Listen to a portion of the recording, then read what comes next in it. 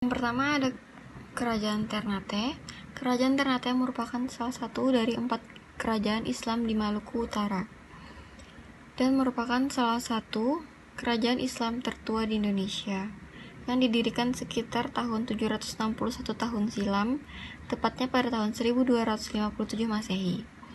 Kesultanan Ternate sebagai satu bentuk kerajaan Islam tentu mempunyai satu sistem penyelenggaraan pemerintahannya yang tidak terlepas dari nilai-nilai keislaman. Keterikatan antara nilai-nilai Islam yang melembaga dalam sistem pemerintahan Kesultanan Ternate ini terbangun sejak Kesultanan Ternate di bawah kekuasaan Sultan Zainal Abidin. Tata pemerintahan Kesultanan Ternate pra-Islam. Ternate sebelum datangnya Islam belum memiliki kepercayaan dan agama yang jelas. Namun, mereka diasumsikan memiliki beberapa kepercayaan animisme. Di samping animisme, terdapat juga kepercayaan dinamisme. Mereka percaya bahwa gunung adalah sumber kekuatan gaib atau supranatural. Pemujaan terhadap kekuatan alam tersebut selain dengan sesajen dan doa, juga dengan cara memberikan penghormatan, seperti sembahyang. Proses Islamisasi Ternate dibawakan oleh sekelompok orang maupun individu melalui perdagangan ketika hadirnya Islam dan telah menguat di kalangan masyarakat Ternate. Islam kemudian dilembagakan ke dalam pemerintahan kerajaan Ternate. Akan tetapi, terjadi di satu akulturasi antara Islam dan budaya Ternate yang terpelihara sampai saat ini. Akulturasi ini juga berdampak ke dalam sistem pemerintahan kerajaan Ternate, sehingga terdapat kebijakan dan reformasi dalam sistem pemerintahan. Pengaruh Islam dalam penyelenggaraan pemerintahan Kesultanan Ternate. Satu hal mendasar dalam pemerintahan Kesultanan Ternate yang terdapat pengaruh Islam adalah peralihan gelar dari Kolano menjadi Sultan, serta penambahan satu lembaga pemerintahan, yaitu lembaga yang mengurus bidang keagamaan yang disebut dengan Bobato Akhirat. Ibnu Khaldun juga menyatakan bahwa kerajaan yang luas dan memiliki kedaulatan yang kuat didasarkan kepada agama, baik dari kenabian maupun seruan akan kebenaran. Satu hal yang menarik dalam sistem pemerintahan Kesultanan Ternate adalah ada pendistribusian wewenang dalam tata pemerintahannya sebagaimana yang dikembangkan oleh John Locke, Baron Montesquieu dengan teori trias politika, yakni kekuasaan legislatif, membuat undang-undang kekuasaan eksekutif, melaksanakan undang-undang, dan kekuasaan yudikatif atau mengadili atas panggilan undang-undang. Kekuasaan legislatif dalam pemerintahan Kesultanan Ternate disandarkan kepada Gamraha dan Bobato Nyagimoy Setufkange atau Dewan 18 yang bertugas sebagai penentu arah pembangunan, mengangkat dan memecat Sultan atau Kolano, serta mengawasi sistem yang dijalankan oleh Kolano. Sedangkan kekuasaan eksekutif disandarkan kepada Kolano sebagai pemimpin dalam penyelenggaraan pemerintahan, melaksanakan keputusan Dewan 18, serta memiliki dua macam hak prerogatif, yaitu Idin Kolano dan Jaib Kolano. Sebuah raha sebagai 4 hakim agung dan hakim agama adalah lembaga yudikatif. Dari uraian ini, maka pemerintahan Kesultanan Ternate ini dapat dikategorisasikan atau lebih dekat dengan sistem monarki terbatas, karena Sultan memiliki kekuatan yang dibatasi oleh konstitusi yang tertulis atau dengan prinsip fundamental yang tertulis. Kesultanan Ternate adalah kerajaan yang demokratis dan religius. Dalam tradisi pemerintahan Kesultanan Ternate, Sultan diangkat oleh Bobato 18 atau legislatif dan disahkan oleh Gamraha. Pengangkatan Sultan oleh Dewan 18 ini merupakan representatif dari suara seluruh warga yang berada di Ternate. Pengusulan kesultanan ini selain melalui tahap proses secara kenegaraan, juga dilakukan proses supranatural.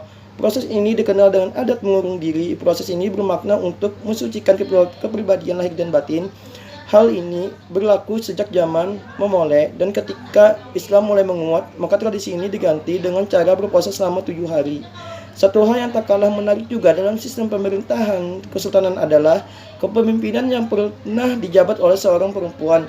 Hal ini terlihat dalam catatan sejarah pemerintahan Kesultanan Ternate juga pernah dipimpin oleh salah seorang perempuan yang bernama Nyai Cili Boki, raja yang memimpin pada tahun 1952 sampai 1529. Berdasarkan silsilah raja pertamanya, Sahajati merupakan saudara Maisur Malamo, raja pertama kerajaan Ternate. Mereka adalah putra dari Jafar Shadiq. Berbagai sumber menyebutkan bahwa Raja Cirihati atau Ciriliatilah yang pertama kali masuk Islam, sedangkan pendahulunya secara turun-menurun menganut kepercayaan yang dikenal dengan Siman, yaitu memuja roh-roh leluhur nenek moyang mereka.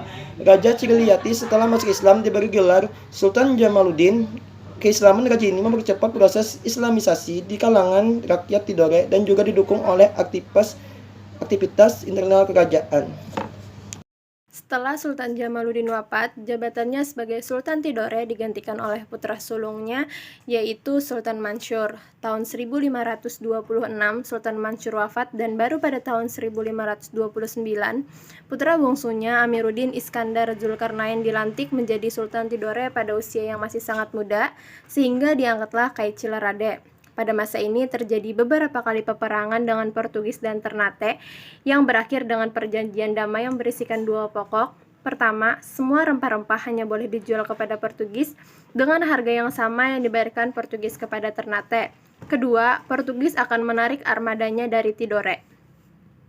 Pada tahun 1547 terjadi masa transisi di mana terdapat 3 orang sultan, yaitu Ki Mansur, Iskandar Sani, dan Gapi Baguna. Barulah pada tahun 1657, Sultan Syaifuddin dilantik dan berkuasa sampai dengan tahun 1689. Barulah 1 abad kemudian, Kesultanan Tidore diperhitungkan kembali dalam sejarah Nusantara, ketika Sultan Nuku atau Sultan Jamaluddin dari Tidore bangkit melawan Belanda. Sultan Nuku wafat dalam pembuangan di Sri Lanka. Sebagaimana yang terjadi pada Kesultanan Ternate, campur tangan asing khususnya Belanda terhadap urusan internal kekuasaan membuat rakyat Tidore tidak senang, sehingga pada tahun 1683 rakyat Tidore menyerbu istana Tidore. Tidore bangkit kembali pada masa Sultan Kaichil Nuku yang mendapat gelar kehormatan Sri Mahatuan Sultan Syaidul Jihad, Amiruddin Syaifuddin Syah, Muhammad El-Mabus Kaichil Paparangan Ju Baraka. Pada masa ini, wilayah kekuasaan Tidore sampai di Papuan bagian barat, Kepulauan Kei, Kepulauan Aru, bahkan sampai Kepulauan Pasifik. Selama masa pemerintahannya, Sultan ini berusaha mewujudkan 4 cita-cita politik, yaitu pertama, mempersatukan seluruh Kesultanan Tidore sebagai suatu kebulatan yang utuh. Yang kedua, memulihkan kembali 4 pilar kekuasaan Kesultanan Maluku. Yang ketiga, mengupayakan sebuah persekutuan antara keempat Kesultanan Maluku. Dan yang terakhir, mengenyahkan kekuasaan dan penjajahan asing dari Maluku. Tahun 1805, yaitu 14 November, Sultan Kaichil Nuku wafat dalam usia 67 tahun. Sepeninggalannya, sultan-sultan penerusnya sering terlibat konflik dalam memperebutkan kekuasaan. Hal itu diperparah dengan adanya intervensi Belanda dalam setiap proses peralihan kepemimpinan di Kesultanan Tidore.